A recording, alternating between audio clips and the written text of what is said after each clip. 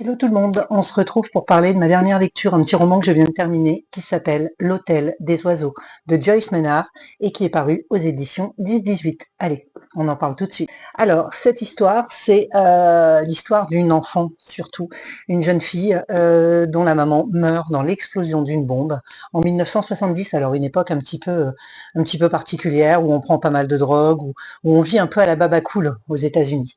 Et donc voilà, tout part de là. Cette petite fille va perdre sa mère dans une explosion et elle n'aura pas plus que ça d'explication. Elle n'aura pas non plus l'occasion de faire réellement son deuil ou d'assister aux obsèques de sa maman.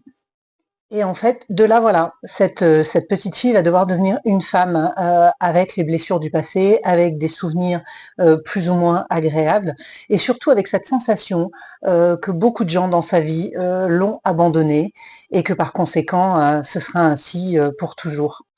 Alors du coup, quelle adulte va-t-elle devenir? Eh bien, les drames n'ont pas fini de la frapper, mais c'est une jeune femme qui a une capacité à se renouveler, une capacité à survivre à la souffrance.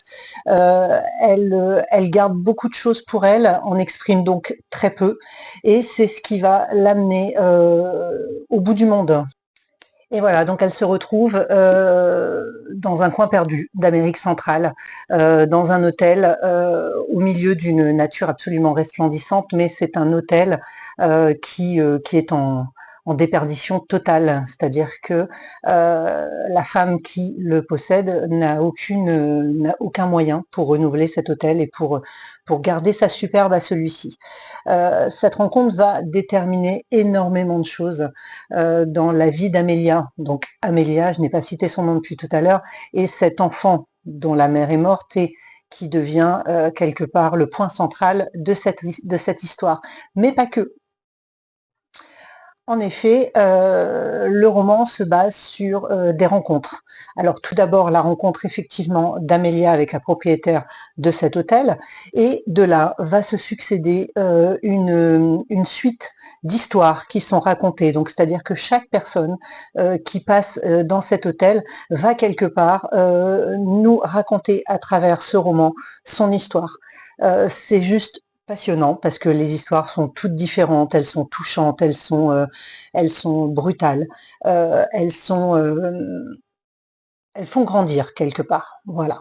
Alors oui, bien qu'il n'y ait quasiment tout le long du livre qu'un personnage principal, donc c'est-à-dire Amélia, hein, vous l'avez compris, l'histoire tourne autour de sa vie et de ce qui lui arrive.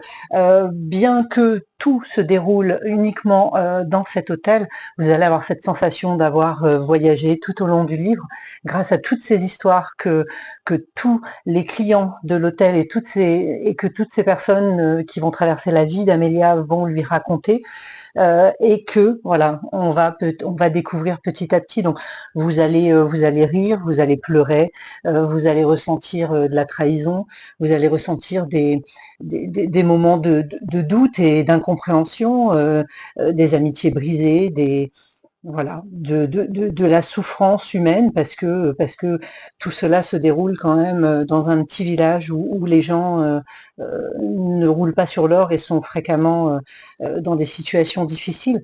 Mais vous allez ressentir la bonté de la nature humaine.